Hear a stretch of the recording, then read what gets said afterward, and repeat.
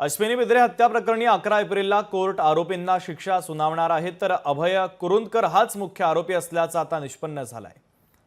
तर अश्विनी बिद्रे हत्या प्रकरणाच्या संदर्भातली ही अपडेट आपण पाहतोय। अश्विनी बिद्रे हत्या प्रकरणी 11 एप्रिलला कोर्ट आरोपींना शिक्षा सुनावणार आहे, तर अभय कुरुंदकर हाच मुख्य आरोपी असल्याचं आता निष्पन्न झालेलं आहे। दरम्यान हे संपूर्ण प्रकरण नेमकं काय आहे आपण पाहूयात।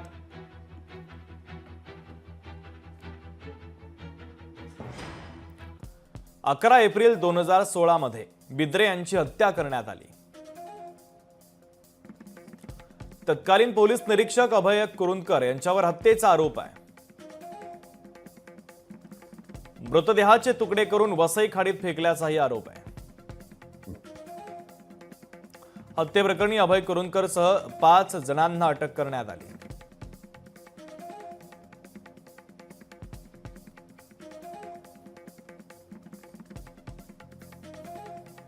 शिक्षेची मागणी वकील साहेब करतील, पण जज साहेबांनी जो विषय घेतला की पुढे का घ्यायचा, तर ह्या लढ्यामध्ये माझ्याबरोबर माझी कन्या होती, जे पोलीस ऑफिसर मयत आहे त्यांची कन्या, ती ह्याची विक्टिम आहे।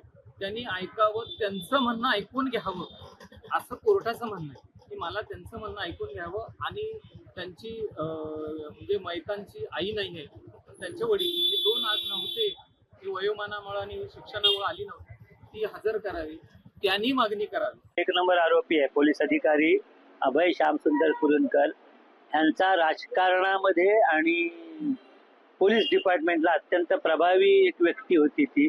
त्यामुळे सुरुवातीची 2 वर्ष याच्यामध्ये पोलिसांनी तपासच करायला मागत होत्या। कोणत्याही प्रकारचा तपास झाला नाही। नंतर यातील तक्रारदार राजू गोरे ज्यावेळेला ऑक्टोबर 2016 मध्ये हायकोर्टामध्ये गेले, त्याला हायकोर्टाने तपासाचा अहवाल मागितल्यानंतर मग सगळ्यांची धावपळ सुरू झाली। त्यानंतर तपास व्यवस्थित सुरू झाला। आता पुण्यातल्या ज्या विक्टिम आहेत त्यांची बॉडी नव्हती मिळालेली, वेपन नव्हतं, आय विटनेस नव्हते, त्यामुळे केस स्टँड करणं टेक्निकल आणि सर्कमस्टन्सेस एव्हिडन्स वरती खूप मोठं चॅलेंज होतं।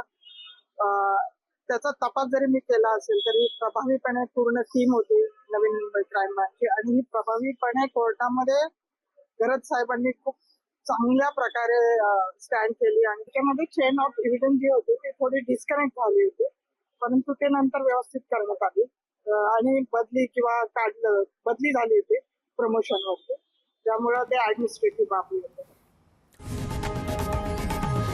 लोकशाही मराठी ऐका, पहा, जागरूक रहा।